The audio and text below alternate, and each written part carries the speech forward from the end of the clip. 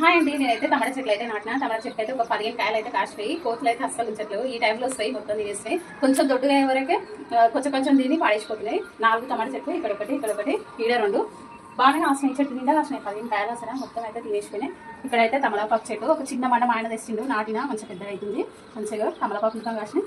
ఇదైతే గగ్గపచ్చి చెట్టు, ఇక్కడైతే పుదీనా చెట్టు మొత్తం చిన్న మండ నాటితే ఇంత పెద్దగా పొదనే మంచిగా. ఇదైతే ఓమ చెట్టు, దగ్గు తాకినప్పుడు కొంచెం దొడ్డుకు పెట్టుకుని తింటే దగ్గు తక్కువ అవుతుంది. ఇక్కడైతే శంఖం పూల చెట్టు, ఇదైతే షో ప్లాంట్. మా మరదల దగ్గర చిన్న మండ తీసుకున్న నాట ఇంత పెద్దగా అయిపోయింది.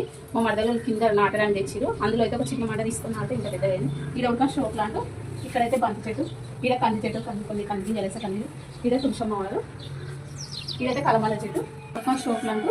ఇక్కడైతే మనీ ప్లాంట్, ఇక్కడ మనీ ప్లాంటే ఉంటుంది, ఇక్కడ మనీ ప్లాంటే ఉంటుంది. ఇక్కడ మంచిగా దోరణంలా ఉంటుంది. మంచిగా మాకైతే మామిడాకులు గుచ్చకున్నా సరే మంచిగా దోరణంలాగా అయితే ఉంటుంది. ఇటు నుంచి ఇటు వచ్చింది, మళ్ళీ ఇటు నుంచి ఇటు వచ్చింది. నాకు ఇష్టం ఇట్లా పెట్టాలని ఎప్పటి నుంచో. మంచిగా పెద్దగా అయింది. నేనైతే ఓన్లీ బియ్యంగాని నీళ్ళు, ఇట్లా పప్పు ఇట్లా కడుతుంది ఆ నీళ్ళు, కూరగాయలు కలిగిన నీళ్ళు అయితే పోస్తా. ఇంకా రోజు ఉట్టి వాటంకం పోస్తా. మంచిగా వచ్చింది చెట్టు అయితే. ఫ్రెండ్స్, ఈ వీడియో వస్తే లైక్ చేయండి, షేర్ చేయండి, మంచి అనుకోతే చాలా సపోర్ట్ చేస్తుంది. బాయ్.